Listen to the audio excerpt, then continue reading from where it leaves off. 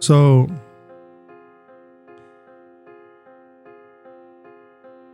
God, number 8, in the revelation is not fully discernible. Look at this here. Look at verse 15. Then a spirit passed by my face. Is this God? Or a God-like vision, something? I think it is. I think God is presenting himself in some way here. I don't think we're wrong if we say that. And if you have your own opinions, you can tell me. But look at the reaction. Then a spirit passed by me. The hair of my flesh bristled up, and the spirit stood still, but I could not discern its appearance. So God's about to speak here in this vision, in this dream. He's about to give a message through the spirit. Okay. And well, we can't even discern the appearance in verse 16. It was a form that was before my eyes, Eliphaz says. But he couldn't pinpoint it. Well, if Eliphaz, who I would, if I had to guess, was probably more righteous, and by righteous I mean his life of piety was probably greater than you or I.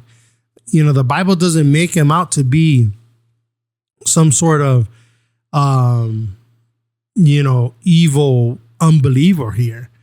He is a man of God. Certainly he is. This is why he was a leader. But he also had lessons to learn, right? So did Job. And look how the Bible speaks of Job. And I would gather and say he was probably a little bit more pious than I am, at least. I'll throw my name in there. And even he cannot fully discern what's in front of him. Even he can't fully discern the appearance.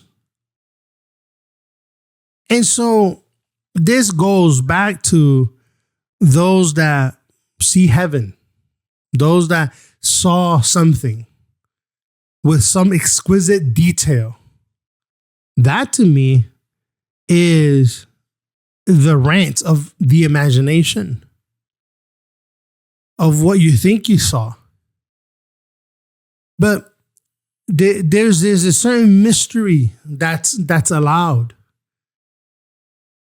in Revelation. And why exactly is hard to say. Again, I think it has to do something with, keeping us on the side of faith versus on the side of visual stimulation. There's too much there. You won't know what to do with it all. And I think that's important. There's been some studies done on psychedelics, for example. And one of the problems with psychedelics is that if you take psychedelics, I've never done it, but I've read the research, or at least some of it. One of the problems is that when you take psychedelics, it tends to open up your visual, conception of the world. You see things that you don't see from day to day. And you come out of the experience and it seems like a wonderful experience, but you can't explain it. It's too much input. And not that these men were on psychedelics, because that's a cruel insinuation from unbelievers that think that these were just psychedelic experiences that men were having in the Bible.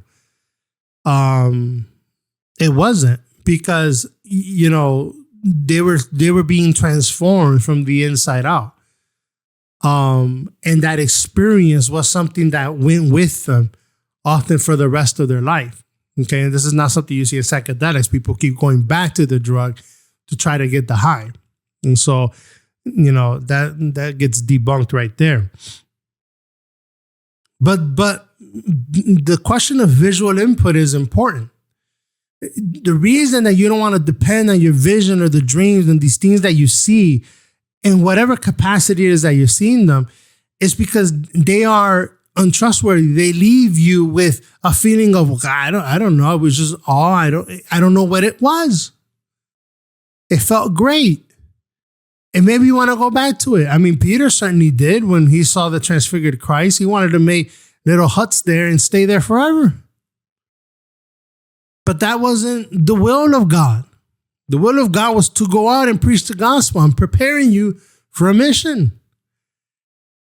And so dreams and visions, whether they happen to you or not, when they are overemphasized, tend to devolve the Christian into a new age,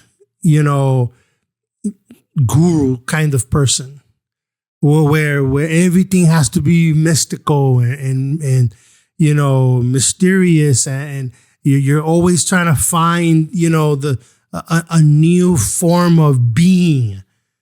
It's called humanism, people. It's putting yourself before God.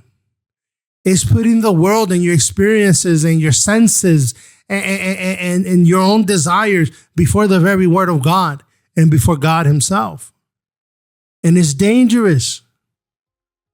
And so if you're the kind of person that consistently relies on the prophecy of a person or the dream of a person or the vision of a person or of a pastor or a preacher, and you're the kind of pastor and preacher that loves to give these to people, you're both wrong.